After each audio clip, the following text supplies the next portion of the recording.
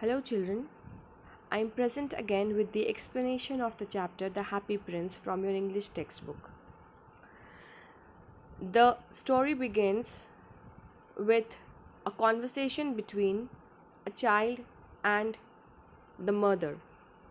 High above the city, this is scene, the opening scene of the story. High above the city, on a tall column, stood the statue of the Happy Prince. He was gilded all over with thin leaves of fine gold, and for eyes he had two bright sapphires. All precious jewels he had, and a large red ruby glowed on his sword hilt. And that ruby was like a moon for the little boy, and the little boy started demanding for it. Why can't you be like the Happy Prince? He never cries for anything. He looks like an angel. And Mum, I want the moon. How do you know it? You have never seen one of them? Ah, but I have seen one of them in my dreams.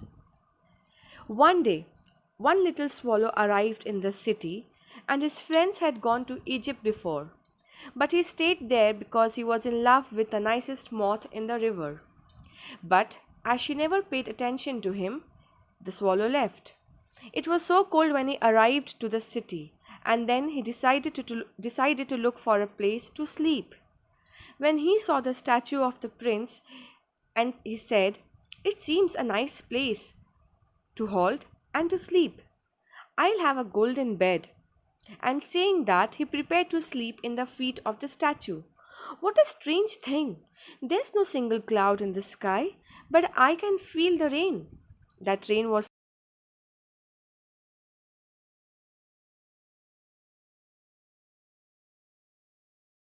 asked the Happy Prince, "Why are you crying, Happy Prince?"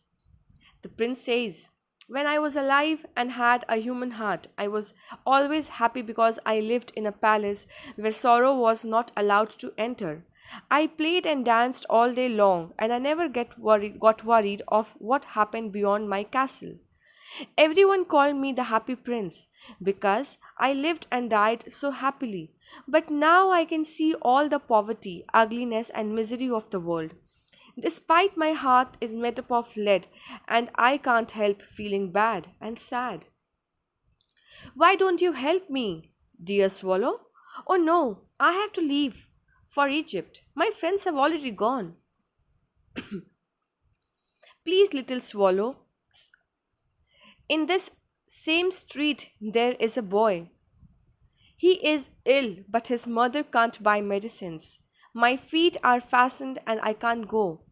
If you only, if you only could help me, please. I don't like children, they throw stones to me. Please, little swallow, please, stay with me and be my messenger." And so did the little swallow, and he took the ruby from the sword and helped the ill boy.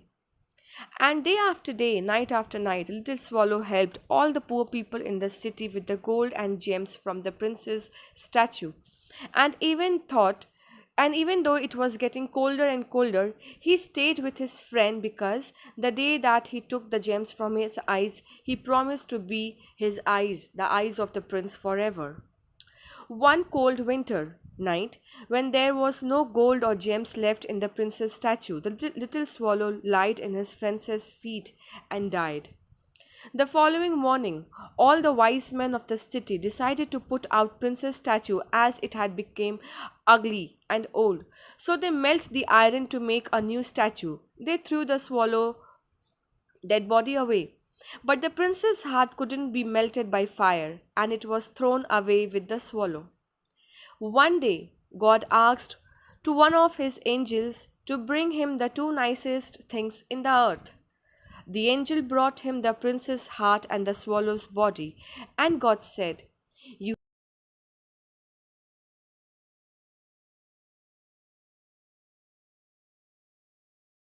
hold the happy prince shall praise me." And this is the story of the happy prince.